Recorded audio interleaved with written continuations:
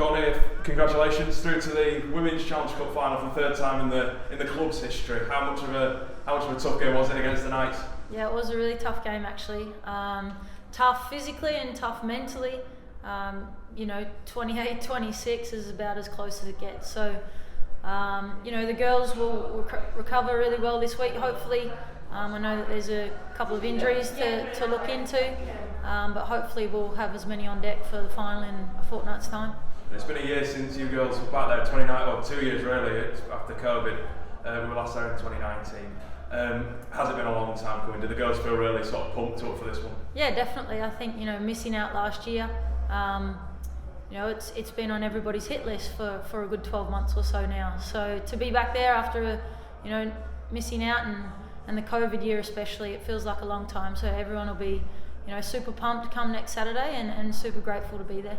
What do you expect from St Helens? Because obviously we met them in the semi-finals last year, lucky to not get the win on that occasion. Obviously they're the triple champions as well.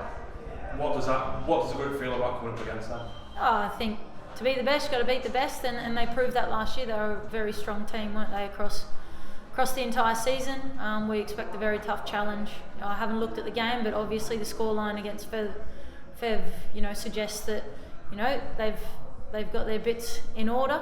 We're looking forward to it. We think it'll be a great battle, but all confidence in our girls that we'll show up and we'll put on a better performance, particularly after what we presented in the grand final last year. We're all pretty disappointed, so this is our first chance to go out and get back into the arm wrestle again with them. There's a couple of experienced names in the team that have been to and experienced those finals, but for sort of players that are in and around that haven't been there before, your likes of Sam Hume, that have been so confident in this competition so far, what do you girls offer them in terms of coming into a big game like this and the experience that you've already got? Yeah, I think we've certainly got a lot of girls who have played in these big games, and it's important that they do wrap around players who don't have the experience, because they're big occasions. You speak of Sam Hume there, she's had a terrific start to the year. It was a shame to see her miss last one, but hopefully she'll be fit and ready for the final. And a lot of those players, although maybe haven't tasted finals, they've been in and around the group, particularly last year, those experiences themselves will pay dividends and hopefully give them a little bit of confidence. But it's up to the senior players to wrap around them. I'm sure we'll do that across the week. And it must have been a really bouncing dressing room after that semi-final win. What does it mean to be going to Elland Road for a starter?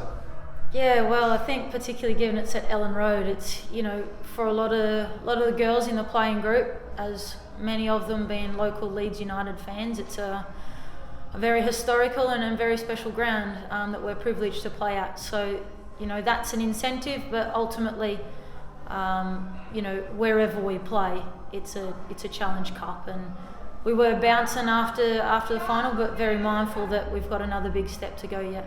And it's live on BBC Two yet again.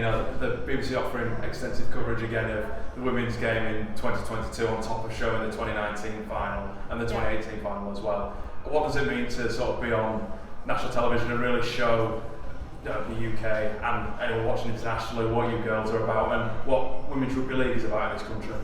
Yeah, I think it's really important. I mean, you say, what does it mean to us? Well, perhaps it doesn't really mean anything more to us as a playing group, but it probably means more to the young kids out there who are looking for role models, looking for some inspiration across multiple sports. It's great that the women's sport message is out there, just another great opportunity to showcase rugby league and especially in such a year like a World Cup year, hosting here at home. So yeah, it's very special. And it's as part of a triple header, also heading up the game and then the two men's semi-finals afterwards. You're expecting a big crowd out there? Yeah, well, you'd like to think so, wouldn't you? Hopefully people roll in. Big day of rugby league, so regardless of who people support, if they're rugby league fans, it'll be a pretty good menu on that day, really, isn't it? So yeah, we'd like to think we get a crowd in and we'd encourage everyone to get along.